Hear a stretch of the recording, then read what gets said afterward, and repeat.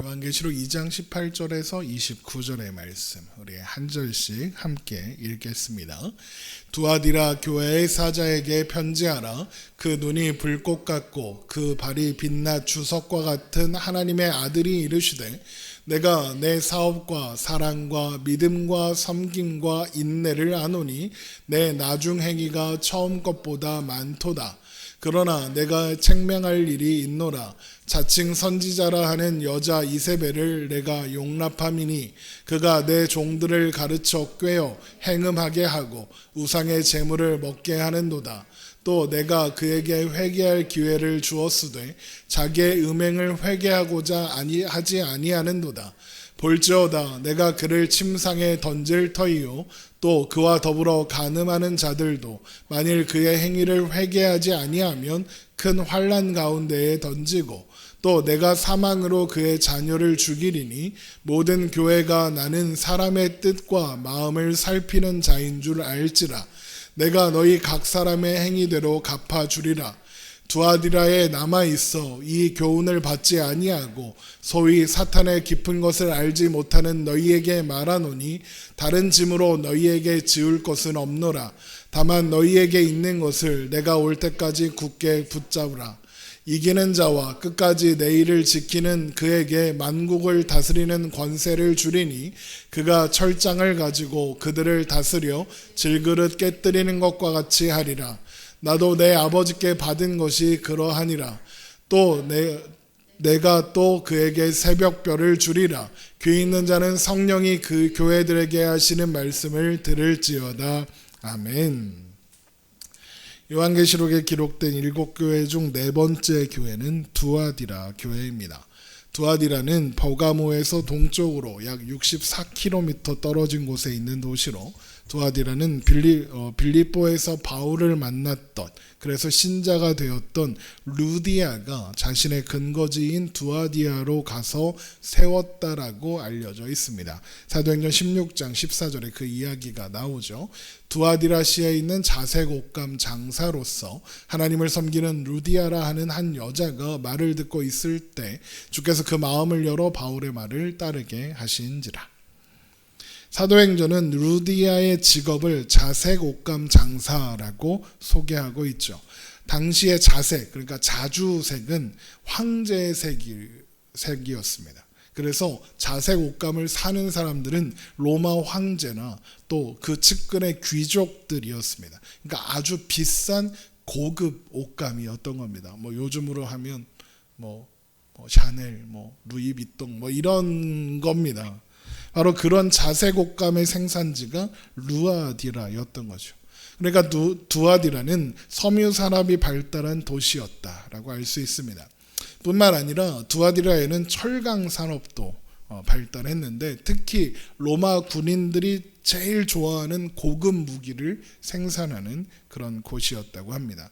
그러니까 이 두아디라시의 산업이 철강과 섬유 산업, 특히 로마의 고위층을 타겟으로 하는 이 산업이 발달했다는 것은 두아디라가 그만큼 부유한 도시였고 또 당연히 황제 숭배와 우상 숭배가 아주 활발하게 이루어졌겠구나라는 의미였습니다. 게다가 두아디라는 그 지역적으로 여러 도시로 갈 수 있는 그 도로가 잘 발달해 있어서 무역이 발달했을 뿐만 아니라 군사적으로도 중요한 전략적 요충지로 손꼽혔습니다. 그래서 이곳만 잘 막으면 외세의 침략에 잘 방어할 수 있는 그런 곳이었죠. 그런데 주위에는 요새를 세울 만한 그런 산악지역이라든가 이런 지형이 없어서 로마는 로마의 군단 중에 가장 강력한 군단 부대를 두아디라시에 주둔시켜서 지키게 했다고 합니다. 그래서 주님은 두아디라 교회를 향해서 자신을 그 눈이 불꽃 같고 빛난 그 발이 빛난 주석 같은 하나님의 아들이다라고 소개하시는 겁니다. 먼저 그 눈이 불꽃 같다 이 말은 예수님께서 사람의 중심을 꿰뚫어 보는 신적인 통찰력이 있으신 분이다라는 겁니다. 사람의 내면까지도 꿰뚫어 보시는 하나님의 눈, 예수님의 눈을 묘사하는 것이 눈이 불꽃 같아 그런 겁니다. 예수님 눈에 불이 붙어 있는 막 그런 그림을 막 보여주는데 그런 거 아니라 그 상징적 의미인 겁니다. 하나님이 모든 사람의 생각과 마음까지 아시며 모르는 것이 없다라는 것은 성경이 누누이 강조하는 겁니다. 그래서 그 눈 앞에서 그 누구도 감추거나 숨길 수 없죠. 그런데 두아디라시에 로마의 가장 강력한 군단이 거기서 지키고 있다고 했죠. 그러니까 로마의 군인들이 그 요새를 지키는, 두아디라시를 지키는 그 모습과 비교되고 있는 겁니다. 그래서 주님의 발이 빛난 주석과 같다라고 하는 겁니다. 로마의 군인들이 군화를 신고 요새에 서 있는 모습인 겁니다. 거기 서서 굳건하게 요새를 지키는 모습인 거죠. 이 모습은 예수님께서 진리 위에 굳건히 서셔서 이제 두아디라 교회의 말씀을 선포하신다. 이제 두아디라 교회의 말씀을 선포하시는 예수님은 진리 위에 굳게 서셔서 교회를 진리 위에 세우시는 강한 군사가 되신다. 교회를 지키시는, 교회를 바라보시는 강한 파수꾼이 되신다라는 것을 보여주는 겁니다. 그러니까 불꽃 같은 눈으로 모든 것을 아시는 주님께서 진리 위에 서서 교회를 진리로 지키시는 거죠. 이러하신 주님은 스스로 하나님의 아들이다라고 소개합니다. 하나님의 아들인 것을 교회가 모르겠습니까? 그럼에도 불구하고 하나님의 아들이라는 말을 강조하여 하시는 이유는 당시 로마인들이 하나님의 아들, 신의 아들, God of Son, Son of God 그러면 제우스의 아들인 아폴로 신을 떠올렸기 때문입니다. 그래서 황제들은 스스로를 아폴로, 제우스의 아들이다라고 주장했습니다. 그래서 예수님은 이 황제 숭배가 가장 활발하게 이루어졌을 두아디라 교회에 살고 있는 신자들에게 하나님의 아들은 로마 황제가 아니라 또 제우스의 아들로 여겨지는 아폴론이 아니라 예수 그리스도다. 예수 그리스도만이 신의 아들, 하나님의 아들이다라는 의미가 되는 겁니다.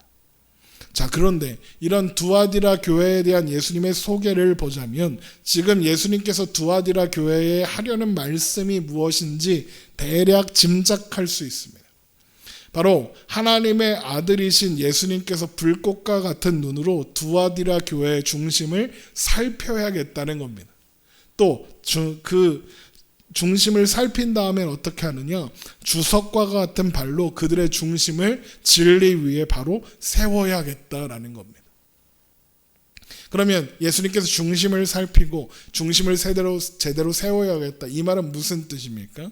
지금 두아디라 교회의 중심에 뭔가 문제가 있다는 뜻이겠죠. 그 문제를 이제 뒤에서 지적하시는데 그 전에 주님은 먼저 그들의 사업과 사랑과 믿음과 섬김과 인내를 아신다라며 칭찬하십니다. 요한계시록 2장 19절입니다. 내가 내 사업과 사랑과 믿음과 섬김과 인내를 아노니 내 나중 행위가 처음 값보다 많도다. 여기에서 사업은 교회의 사역을 이야기하는 겁니다. 돈 버는 사업 말고 교회에서 하는 여러 가지 하나님의 일들을 이야기하는 거예요. 교회의 사역. 그러니까 두아디라 교회는 사랑과 믿음과 섬김과 인내로 열심히 주님을 섬기고 사역을 하는 겁니다. 그럼 교회가 하는 사역이 뭐겠습니까?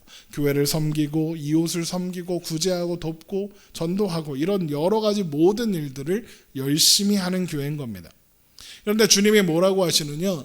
너의 나중 행위가 처음 것보다 많다라고 하십니다. 이건 두아디라 교회가 처음에 열심히 하던 것보다 더 많은 일을 했다. 더 많은 좋은 일을 했다. 이런 의미가 아닙니다. 아마도 두아디라 교회 신자들은 루디아가 자신이 가지고 있는 재산으로 바울을 도왔던 것처럼 자신들이 가지고 있는 돈으로 교회도 짓고 구제도 하고 또 많은 사역도 감당했을 겁니다. 교회가 재정적으로 넉넉하니까 그 모든 일들을 잘 감당한 겁니다. 그런데 신앙이 자라면서 자연스럽게 뭘 깨닫게 되겠습니까? 자신들이 돈을 버는 수단이 하나님께서 기뻐하실 리 없는 황제 숭배와 우상 숭배와 연결되어 있다는 것을 알게 될 수밖에 없습니다. 처음에 요즘으로 비유하자면 내가 지금 이렇게 팔면 안 되는 불법적인 물건들을 팔면서 돈을 많이 벌었어요. 그러다가 복음을 듣고 교회에 왔어요. 교회에 와서 너무 예수님을 믿게 되고 너무 좋으니까 그거 이렇게 그렇게 해서 번 돈으로 헌금도 하고 교회도 섬기고 막 하는 거예요. 그런데 신앙생활을 하면 할수록 내가 지금 돈 버는 이 일이 하나님이 기뻐하시지 않는 일이구나라는 사실을 깨달으면 어떻게 되겠습니까? 그 일을 그만두기로 하겠죠. 두아디라 교회들도 그렇게 생각했을 겁니다. 하나님을 믿는 감각이, 하나님을 아는 감각이 생긴 이상 더 이상 우상을 섬기며 돈을 버는 일을 할 수가 없는 겁니다. 일을 그만두는 한이 있어도 우상 숭배를 하지 않기로 하는 겁니다. 그러면 어떻게 되겠습니까? 서머나나 버가모 교회의 신자들처럼 궁핍해지겠죠. 가난해질 겁니다. 그동안은 번 게 있어서 그래도 어느 정도 버텨도 점점 궁핍해질 겁니다. 그리고 그 상황을 견디고 인내해야 할 겁니다. 그래서 주님이 내가 너희의 인내를 안다는 말씀도 하시는 겁니다. 그런데 두아디라 교회의 신자들이 궁핍해지면 자연스럽게 교회의 사역도 축소될 수밖에 없지 않겠습니까? 많은 돈으로 교회도 잘 섬기고 이웃도 잘 돕고 지금도 궁핍해졌지만 그거 계속 하고 싶은데 하기가 어려운 상황이 되는 겁니다.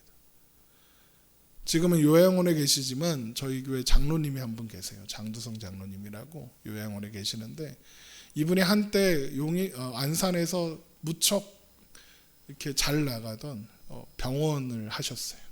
행정실장 이런 거 하셨다고 하더라고요. 그래서 부유하고 그래서 그때 이야기를 들어보면 그때 다니시던 교회를 너무 잘 섬기시고 이렇게 그런 일들을 하셨다는 거예요.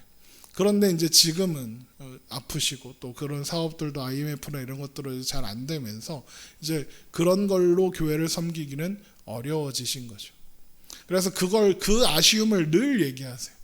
자기가 그럴 때 목사님을 만났으면 내가 뭐도 할 수 있고 하시는데 그럼 제가 그때마다 드리는 말씀이 있어요. 필요 없다. 이 말씀 이대로 지금 교회를 섬기고 또 교회에서 함께 기도하고 장로님 계실 때는 저랑 둘이서 새벽 예배 했거든요. 이렇게 같이 새벽 예배 하는 게 더 귀한 일이다라고 말씀드렸었어요. 지금도 가끔 이제 통화하거나 찾아가면 새벽 예배 왜 안 해요? 그래요. 그러니까 그런 상황이 되면 누구나 다 마음이 어려워질 수 있는 거예요. 그런데 주님이 뭐라고 하십니까? 내 나중 행위가 처음 것보다 많다 하시는 거예요. 내 나중 행위가 처음 것보다 많다. 사역이 줄어들었는데 그래서 뭔가 예전에 비하면 제대로 하는 게 없는데 사실상 거의 아무것도 하지 못하고 있는 수준일 텐데 주님은 오히려 그것이 더 많다, 그것이 더 낫다 말씀하시는 거죠. 주님께서 이런 말씀을 하시는 이유가 무엇이겠습니까? 우상 숭배하면서 얻은 재물로 교회를 섬기고 사람들 돕는 것보다 그냥 가난한 편이 낫다는 겁니다. 주님께서 기뻐하시는 섬김은 단순히 많은 돈을 가지고 많은 물질을 가지고 그래서 헌금 많이 하고 많이 베풀고 많이 나눠주고 하는 게 아니라는 거예요. 주님이 기뻐하시는 섬김은 사랑과 믿음에 기초한 섬김이라는 거죠. 사랑이 하나님의 자녀를 자처하는 사람들의 가장 중요한 태도라는 거예요. 돈이 많고 적금, 헌금을 많이 할 수 있고 구제를 많이 할 수 있는 건 물론 좋은 일이고 하나님이 그렇게 하라고 그 물질을 허락하신 거지만 그거 없어도 그 안에 사랑으로 사람들을 섬기고 대하면 된다는 거예요. 그 사랑은 그리고 믿음을 근거로 해서 나오는 거죠. 어떤 믿음입니까? 아무런 자격 없는 나를 하나님이 택하셔서 은혜로 구원해 주셨다. 나를 은혜로 하나님께서 자녀 삼아 주셨다는 것을 믿는 믿음입니다. 나는 자격 없는 자. 하나님은 놀라운 사랑으로 그런 나를 구원하셨다. 이것을 아는 자는 사랑이라는 태도와 사랑이라는 중심을 가지고 교회를 섬기고 이웃을 섬기는 자리로 갈 수밖에 없는 겁니다. 왜요? 나를 자랑할 것이 없거든요. 내가 잘났다고 할 게 없으니까요. 그래서 종종 교회 안에서 부유하신 분들을 볼 때가 있죠. 근데 그런 분들 중에 이런 마음을 가진 분들은 아무도 그 사람이 부자인지 몰라요. 그런데 교회에 어려움이 생겼다, 또 어려움을 생긴 사람이 생겼다 하면 그 사람이 막 뭔가 전 재산을 털어서 주는 것처럼 막 헌금을 하고 막 이러니까 사람들이 놀라는 거예요. 야, 저 사람이 돈이 많았어? 왜 평소에 사람들이 그런 것을 모르겠습니까? 티를 내지 않고 그것으로 자신을 인정받으려 하지 않기 때문입니다. 왜? 하나님께서 나를 그 자리에 두신 이유는 내가 돈 많이 벌어서 잘 먹고 잘 사는 게 아니라 섬기라고 하시는구나라는 것을 믿음을 통해서, 바른 믿음이라는 기초 위에 서 있으니까 아는 겁니다. 물론 그렇지 않다고요. 부유하지 않다고 해서 믿음이 온전할 수 없고 할 수 없다는 얘기는 아닙니다. 오히려 부유하면 제대로 된 믿음 위에 서기가 힘듭니다. 아주 드문 케이스입니다. 어쨌든 내가 잘났다고 할 수 없다는 걸 알면 섬길 수 있습니다. 내가 가진 것으로 이웃 위에 군림하거나 다스리거나 이웃의 어떠함을 지적할 수 없습니다. 그런 사람이 가질 수 있는 태도는 하나님으로부터 공급받은 사랑으로 이웃을 사랑하고 용납하고 섬기는 것밖에 없는 겁니다. 이렇게 하나님을 사랑하고 이웃을 사랑하는 것, 그것이 믿음의 사람이 가져야 하는 기본이죠. 그 사랑의 깊이를 알지 못하는 이들에게 믿음의 사람이 가지는 사랑과 섬김은 미련해 보이고 손해보는 것 같고 희생하는 것처럼 보입니다. 그런데 주님이 그걸 아신다고 합니다. 사랑과 섬김을, 믿음의 인내를 주님이 아신답니다. 그래서 세상이 몰라줘도 되는 겁니다. 세상이 무시해도 괜찮은 겁니다. 주님이 아시면 되는 겁니다. 주님이 그렇게 알아주시는 사람, 주님이 기억하시는 사람으로 사는 것이 가장 큰 복이니까요. 그래서 교회의 섬김은 의도적으로 숨길 필요가 좀 있습니다. 물론 우리 교회가 이런 일도 한다, 그런 걸 좀 알려서 기독교가, 교회가 잘못된 일만 하는 게 아니다, 이런 걸 좀 좋은 일을 하는 교회, 좋은 교회도 많다, 이런 거를 좀 알릴 필요가 있을 때도 있기는 있습니다. 하지만 알리는 것 자체가 목적이 되어서면 안 된다, 그런 이야기를 드리는 겁니다. 그런데 사람과 섬김이 넘치고 믿음과 인내로 살아가는 이 두아디라 교회에 문제가 있습니다. 문제가 생긴 겁니다. 주님은 이제 그 문제를 지적하시는 겁니다. 앞에서 예수님께서 두아디라 교회의 자신을 그 눈이 불꽃 같고 그 발이 빛난 주석과 같은 하나님의 아들로 소개하시는 이유가 뭐라고 했습니까? 하나님의 아들이신 예수님께서 불꽃 같은 눈으로 두아디라 교회의 중심을 살필 것이며 주석 같은 발로 그 중심을 제대로 세우겠다, 진리 위에 세우겠다라는 의미라고 했죠. 그리고 그렇다는 건 두아디라 교회에 문제가 있다는 거고요. 그러면 그 문제가 무엇일까? 그 문제는 자칭 선지자라고 하는 여자 이세벨을 용납한 겁니다. 요한계시록 2장 20절입니다. 그러나 내게 책망할 일이 있노라. 자칭 선지자라 하는 여자 이세벨을 내가 용납함이니 그가 내 종들을 가르쳐 꿰어 행음하게 하고 우상의 제물을 먹게 하는도다.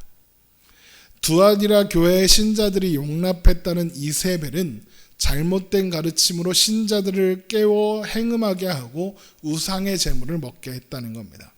여기에 나오는 이 여자 이세벨이 누군지는 정확히 알 수 없습니다. 어떤 한 사람일 수도 있고 어떤 니골라당처럼 어떤 그룹일 수도 있습니다.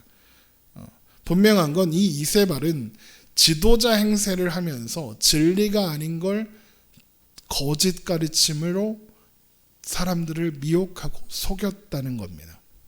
그래서 성경학자들은 이세벨이 두아디라 교회에 나타난 어떤 이단적인 거짓 선지자의 실제 이름이 아니라 그녀 혹은 그가 가르친 교훈과 행위에 근거한 상징적인 이름일 가능성이 높다, 이렇게 생각하기도 합니다. 이세벨이 여러분 누굽니까? 우리가 열왕기상을 살펴보면서 확인했었죠. 시돈왕 엣바알의 딸이죠. 아합의 왕비가 되어서 이스라엘의 바알과 아세라를 위한 제단을 신상을 만들고 이스라엘 백성들로 하여금 바알과 아세라를 섬기게 한, 우상을 섬기게 한 그런 사람입니다. 이스라엘의 우상 숭배를 전파한 핵심적인 인물인 거죠. 그러면 두아디라에 나타난 거짓 선지자 이세벨이 한 일이 뭐겠습니까? 교회 안에 우상 숭배의 방식을 가지고 들어온 겁니다. 그러면 교회 안에 가지고 들어왔다는 우상 숭배의 방식이란 또 뭘겠습니까? 바알과 아세라를 섬기는 자들이 어떤 식으로 그들의 신을 섬기는지를 보면 교회 안에 들어오는 우상 숭배의 방식이 무엇인지 짐작할 수 있습니다. 그 방식은 열왕기상 18장에 나옵니다. 열왕기상 18장 26절. 그들이 받은 송아지를 가져다가 잡고 아침부터 낮까지 바알의 이름을 불러 이르되 바알이여 우리에게 응답하소서 하나 아무 소리도 없고 아무 응답하는 자도 없으므로 그들이 그 쌓은 제단 주위에서 뛰놀더라. 정오에 이르러는 엘리야가 그들을 조롱하여 이르되 큰 소리로 부르라. 그는 신인즉 묵상하고 있는지 혹은 그가 잠깐 나갔는지 혹은 그가 길을 행하는지 혹은 그가 잠이 들어서 깨워야 할 것인지 하매 이에 그들이 큰 소리로 부르고 그들의 규례를 따라 피가 흐르기까지 칼과 창으로 그들의 몸을 상하게 하더라.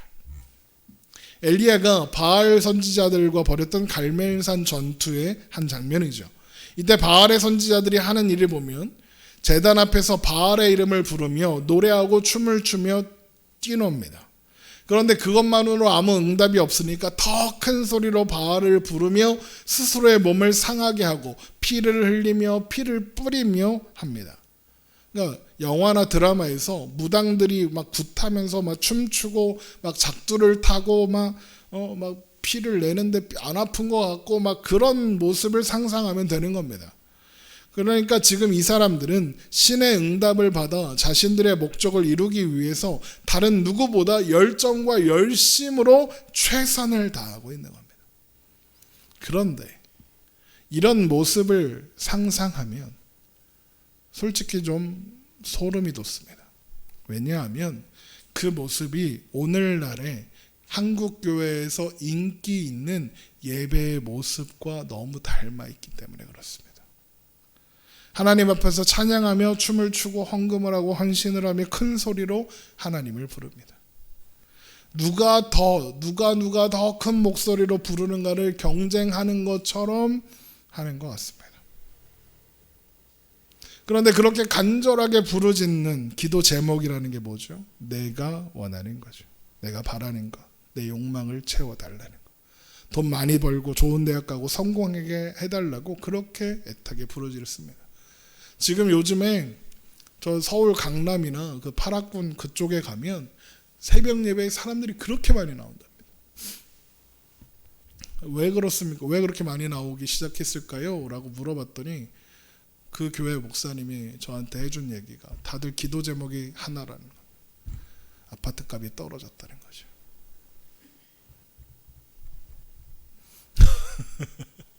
내가 20억 샀는데 20억도 아니겠죠. 얼마인지 모르겠어. 그 동네 땅값이.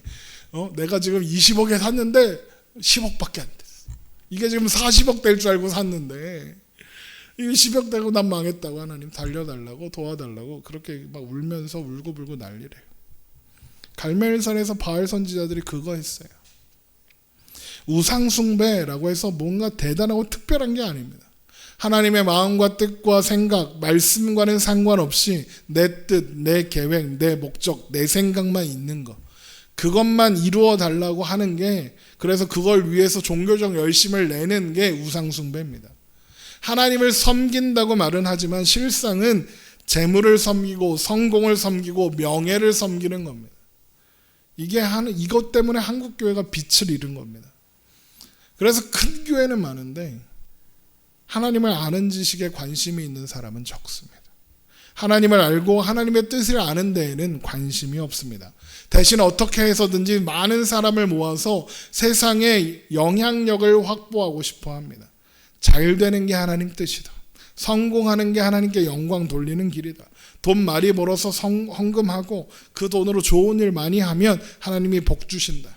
하나님을 위해서 돈 많이 벌고 성공해라. 그래서 하나님을 위해서 사용해라.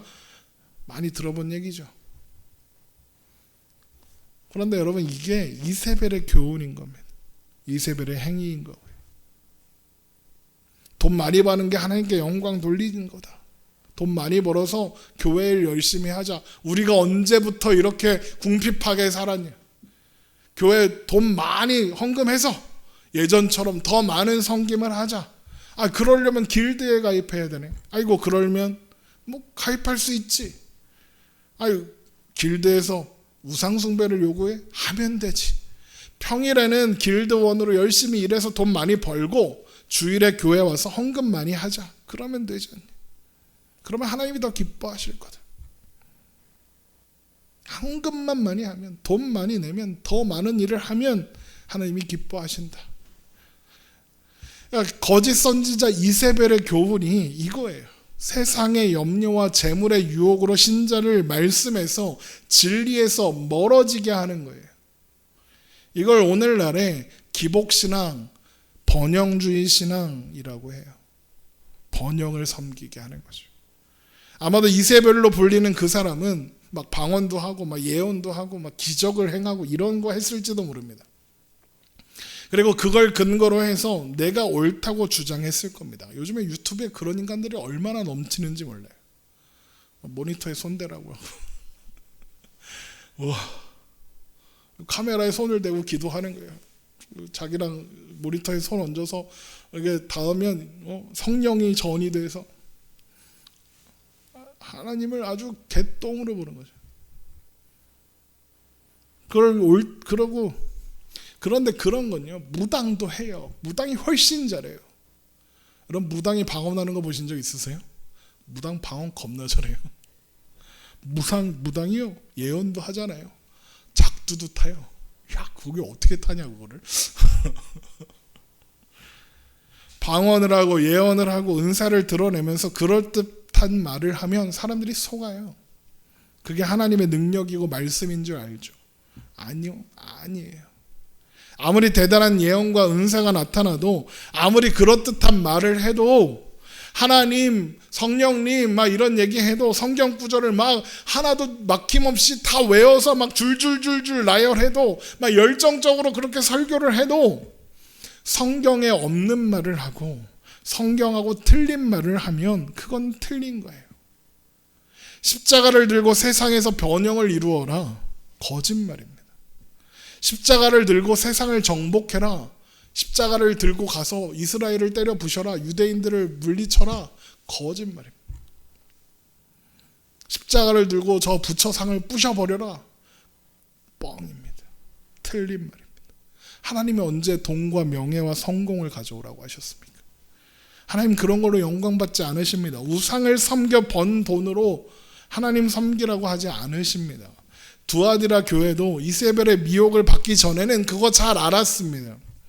처음에는 그들이 벌었던 돈으로 섬기고 나누었지만 하나님을 알고 믿음이 생긴 후에는 우상 숭배를 해야 하는 길들을 떠났습니다. 그래서 가난하고 궁핍해졌죠. 그래서 예전만큼 섬기지 못했습니다. 물론 그것 때문에 뭔가 마음에 빚 같은 게 있었을 겁니다. 마음이 어려웠을 것이고 그것으로 인한 상처도 있었을 겁니다. 하지만 주님은 나중 행위가 처음 것보다 많다 하십니다. 사역의 규모는 줄어들고 예전처럼 많이 할 수 없지만 오히려 주님은 그것이 더 많다고 칭찬하십니다. 우상 숭배를 해서 얻은 재물로 교회를 섬기고 사람들을 돕는 것보다 그냥 가난한 게 낫다. 더 좋다. 내가 언제 성공하랬니? 내가 언제 돈 많이 가져오래니? 그런 거 필요 없다. 세상에서 성공 못해도 괜찮다. 세상은 너에게 아무것도 주지 못한다. 너는 내 안에 있어라. 세상에서 돈 벌고 성공하는 것보다 그게 더 중요하다. 세상의 성공보다 하늘의 비밀을 아는 것, 그게 진짜 성공이고 부요한 거다. 그게 더 큰 복이다 하시는 겁니다. 여러분, 신자의 성공은 복음을 아는 겁니다. 예수 그리스도를 아는 것, 하나님을 아는 것, 하나님 나라의 비밀을 아는 것이 신자에게 허락된 가장 큰 복이고 가장 큰 성공입니다. 이 놀라운 비밀을 아는 사람만이 이 세상의 상황과 조건 풍요로움보다 예수 그리스도 안에서 발견되는 것, 그게 더 귀하다는 걸 압니다. 빌립보서 3장 7절. 그러나 무엇이든지 내게 유익하던 것을 내가 그리스도를 위하여 다 해로 여길 뿐더러 또한 모든 것을 해로 여김은 내 주 그리스도 예수를 아는 지식이 가장 고상하기 때문이라. 내가 그를 위하여 모든 것을 잃어버리고 배설물로 여김은 그리스도를 얻고 그 안에서 발견되려 함이니 내가 가진 의는 율법에서 난 것이 아니요 오직 그리스도를 믿음으로 말미암은 것이니 곧 믿음으로 하나님께로부터 난 의라. 세상에서 가질 수 있는 것 다 가져도, 세상에서 아무리 대단한 성공을 이루어도 예수 그리스도를 잃어버리면 아무 소용없다는 거예요. 그걸 잊어버리면 안 되는 거예요. 예수 그리스도 안에 사는 것, 그게 신자의 소망이고 기쁨이고 전부라는 걸 기억해야 하는 겁니다. 놀라운 건 하나님께서 그런 이세벨에게 회개할 기회를 주셨어요. 그런데 회개하지 않습니다. 하나님께서 주신 기회를 거부하죠. 요한계시록 2장 21절. 또 내가 그에게 회개할 기회를 주었을 때 자기의 음행을 회개하고자 하지 아니하는도다. 하나님이 어떤 방식으로 이세벨에게 회개할 기회를 주셨을까요? 아마도 교회의 다른 지도자들을 통해서 네가 가는 길, 너의 가르침이 잘못되었다는 걸 지적하게 하셨을 겁니다. 고린도전서 14장에 보면 바울이 예언을 분별하는 방법에 대해서 자세하게 설명해 줬거든요. 그거에 따라서 예언과 그녀가 그 사람 이세벨이 하는 말을 분별했을 거고, 그거 옳지 않으니 교회에서 잠잠하라 라고 했을 겁니다. 그런데 이세벨은 회개하기를 거부합니다. 왜 그럴까요? 왜 회개 안 하기로 할까요? 단순합니다. 내가 옳으니까요. 내가 맞으니까요. 신자는 세상에서 부와 명예를 번영을 잃어버리면 안 된다. 하나님 믿는 사람은 부자여야 한다. 더 나은 삶을 살아야 하는 게 당연한 거다. 그게 틀렸다고 하는 너희들은 하나님이 주시는 축복을 거부하는 거다. 하나님의 은혜를 부인하는 거다. 너희는 쥐뿔 아무것도 모른다. 내가 옳다. 그렇게 생각하니까요. 놀라운 건요, 여러분 오늘날 기독교 안에도 이런 사람이 얼마든지 있다는 겁니다.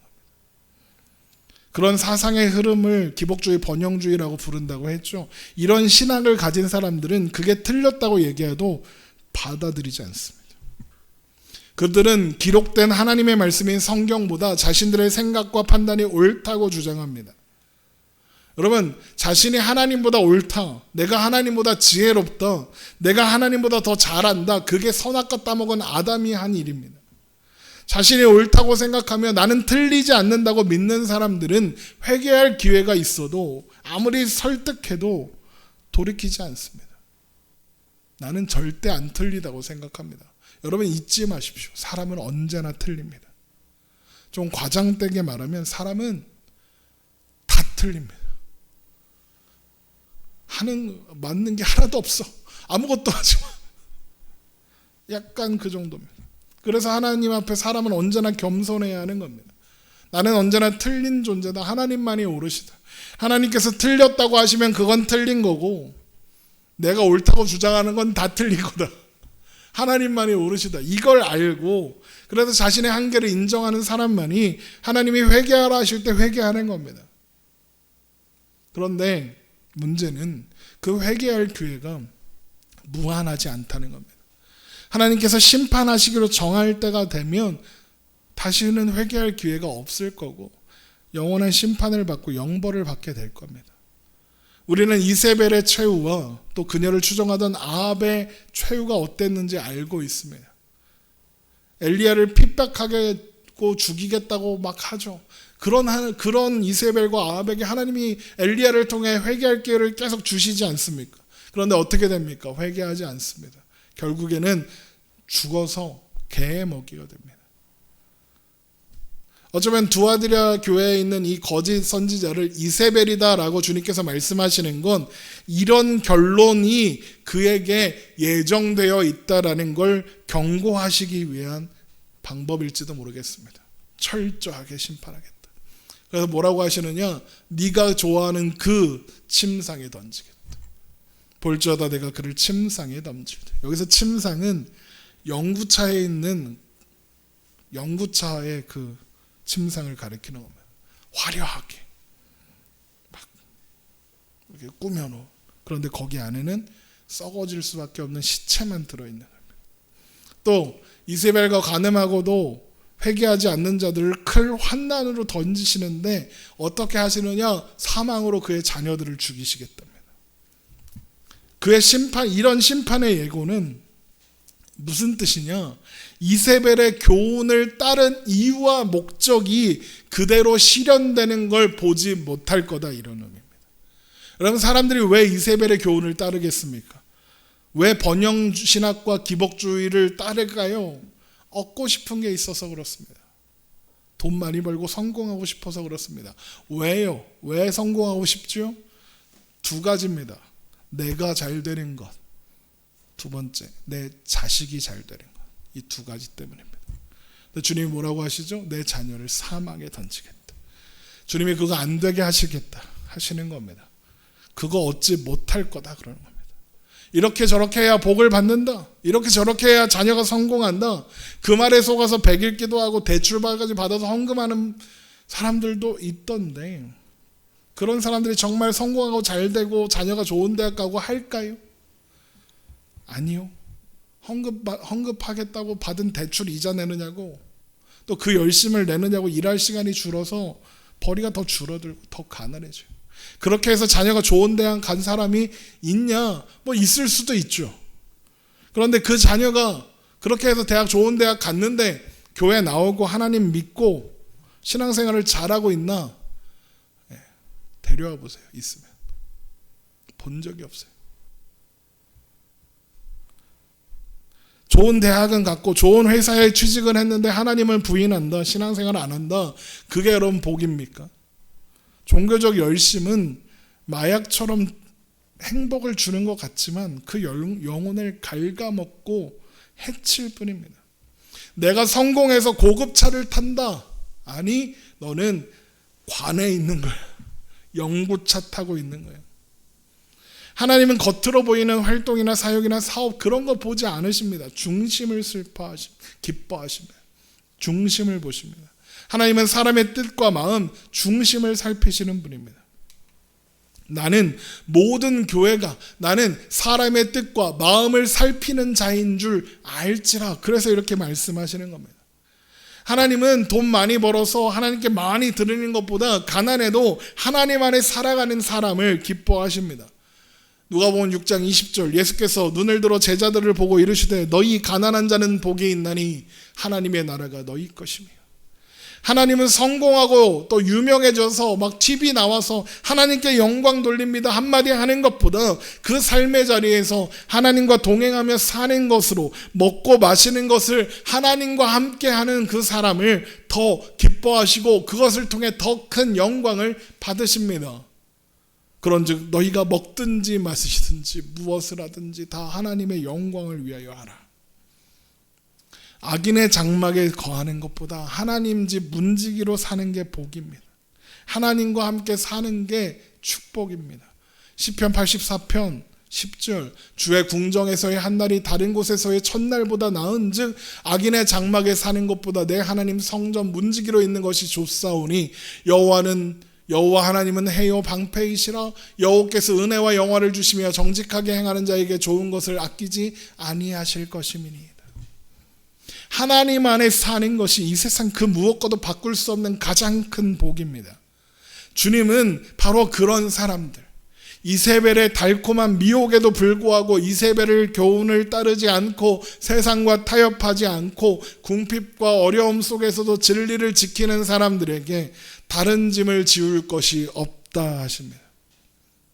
다른 짐을 지울 수 없다, 이게 무슨 말입니까? 지금 충분히 잘하고 있다는 뜻입니다. 하나님에서 중심을 잡고 하루하루 살아가고 견디고 있는 것만으로 충분하다는 겁니다. 주님은 우리가 믿음 안에서 주어진 하루하루를 사는 것, 그것으로 충분하다 하시는 겁니다. 그리고 그것을 주님이 오실 때까지 그것만 하면서 살면 충분하다는 겁니다. 다만 너희에게 있는 것을 내가 올 때까지 굳게 붙잡으라. 뭐가 있습니까? 돈이 있습니까? 명예가 있습니까? 이세벨의 교훈을 따르지 않은 사람들은 그런 거 얻기 어렵죠. 그들이 그런데 가지고 있는 게 뭡니까? 복음을 가지고 있고 믿음을 가지고 있습니다. 성공하고 돈 많이 벌고 유명해지는 것으로 하나님께 영광 돌리는 게 아닙니다. 믿음으로 하루를 사는 것, 믿음으로 그 하루를 하나님께 맡기고 하나님과 동행하며 사는 것, 그것으로 하나님은 충분하다 말씀하시는 겁니다. 하나님은 그런 사람에게 만국을 다스리는 권세를 주겠다 하십니다. 세상에서의 성공과 번영을 꿈꾸던 이세벨의 교훈을 따르는 자들의 결론은 사망이지만, 이세벨의 교훈을 따르지 않고 믿음을 지켜낸 자들에게 주어지는 선물, 결론은 하나님과 함께 만국을 다스리는 권세를 받는 겁니다. 하나님의 자녀되는 권세를 누리고 하나님 나라에서 영원히 사는 겁니다. 이것을 통해서 누가 옳았는지, 누가 바른 길, 누가 진리의 길을 따른 것인지 분명하게 보여주시겠다 하시는 겁니다. 그렇게 참된 신자들은 영원히 남아 주님과 함께 철장을 가지고 쇠몽둥이를 가지고 질그릇을 깨트리는 것 같이 사탄의 권세를 깨트릴 겁니다. 우리가 옳다는 걸 그렇게 증명하게 해 주실 거랍니다. 또한 주님은 그렇게 믿음을 지켜낸 사람들에게 새벽별을 주시리라 하십니다. 여기에서 새벽별은 예수님입니다. 나는 다윗의 뿌리요 자손이니 곧 광명한 새벽별이라 하시더라. 주님께서 이기는 자에게 주님 자신을 주시겠답니다. 그런데 신자에게 가장 소중하고 귀한 게 뭐라고 했습니까? 예수 그리스도 그 이름을 가지는 거라고 했죠. 그러나 무엇이든지 내게 유익하던 것을 내가 그리스도를 위하여 다 해로 여길 뿐더러 또한 모든 것을 해로 여기면 내 주 그리스도 예수 아는 지식이 가장 고상하기 때문이라. 내가 그를 위하여 모든 것을 잃어버리고 배설물로 여김은 그리스도를 얻고 그 안에서 발견되려 함이니 내가 가진 은은 율법에서 난 것이 아니요 오직 그리스도를 믿음으로 말미암은 것이니 곧 믿음으로 하나님께로부터 난 의라. 이 세상에서 아무리 대단하고 유익한 것도 그 모든 것을 얻어도 예수 그리스도를 잃어버리면 아무 소용 없습니다. 진리를 버리고 참된 복과 참된 영광을 얻을 수는 없는 겁니다. 두아디라 교회에 이세벨의 교훈을 따르지 않고 환난과 궁핍 가운데 살아가던 성도들은 어쩌면 모든 것을 잃어버렸을지도 모르겠습니다. 하지만 그들은 새벽별이신 예수님을 받았습니다. 예수 그리스도 안에 있는 자, 예수 그리스도를 가진 자들, 예수 그리스도 안에서 발견된 그들이 진짜 부요한 자들입니다. 모든 것을 잃어버린 그들이 오히려 모든 것을 가진 자인 겁니다. 이세벨의 교훈은 쉽고 편합니다. 세상에선 세상 사람으로 살고 교회에선 신자로 살면 되니까요. 세상에서 어떻게 살든 교회만 잘 나오면, 교회 와서 헌금만 잘하고 종교생활만 잘하면 하나님이 축복해 주셔서 성공하게 해주시고 돈 많이 벌어서 잘 먹고 잘 살게 해주신다. 얼마나 편합니까? 주일에 교회에 와서 1시간만 있다 가면 모든 게 다 해결되는데, 그런데 우리의 일상을, 우리의 모든 오늘을 하나님과 함께 산다. 이건 무지하게 어려운 일입니다. 그래서 그 길이 더 복된 길입니다. 여러분, 믿음이 사는 길입니다. 믿음만이 좋은 길입니다. 우리가 가야 하는 길은 그렇게 크고 편한 길이 아닙니다. 좁고 험한 길입니다. 그러나 좁고 험해도 그 길이 사는 길이고 그 길이 복된 길입니다. 여러분, 믿음으로 오늘을 살아내는 것, 그것이 하나님께서 가장 기뻐하시는 일이며 하나님께서 가장 크게 영광 받으시는 일이라는 사실을 항상 기억하며 오늘도 믿음으로 살아내는 저와 여러분 되시기를 주님의 이름으로 축원합니다. 기도하겠습니다.